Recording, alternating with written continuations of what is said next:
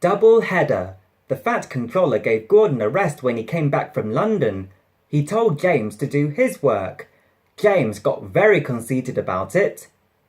He said one day, replied Toby cheekily. Toby was out on the main line. The Fat Controller had sent him to the works. His parts were worn. They clanked as he trundled along. He was enjoying his journey. He was a little engine, and his tanks didn't hold much water, so he often stopped for a drink.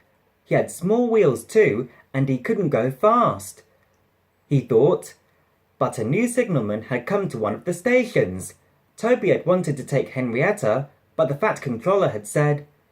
He wondered if Henrietta was lonely. Percy had promised to look after her, but Toby couldn't help worrying. He said he felt thirsty and tired. He had come a long way. He saw a distant signal. He thought. Toby's driver thought so too. They stopped by the water crane. His fireman jumped out and put the hose in his tank. Toby was enjoying his drink when the signalman came up. Toby had never seen him before.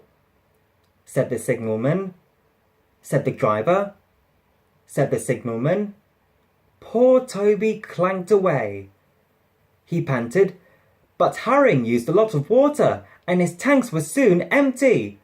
They damped down his fire and struggled on, but he soon ran out of steam and stood marooned on the main line, far away from the next station. The fireman walked back. He put detonators on the line to warn James and his driver. Then he hurried along the sleepers. He said grimly. James was fuming when Toby's fireman arrived and explained what had happened. Said the signalman. Said his driver. Snorted James. The driver, the fireman, the passengers, and the guard all said he was a bad engine.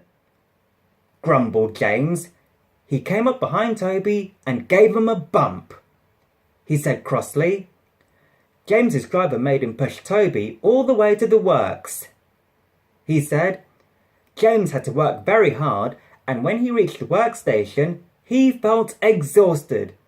Some little boys ran along the platform. Said one. He went on. Said James, and disappeared in a cloud of steam.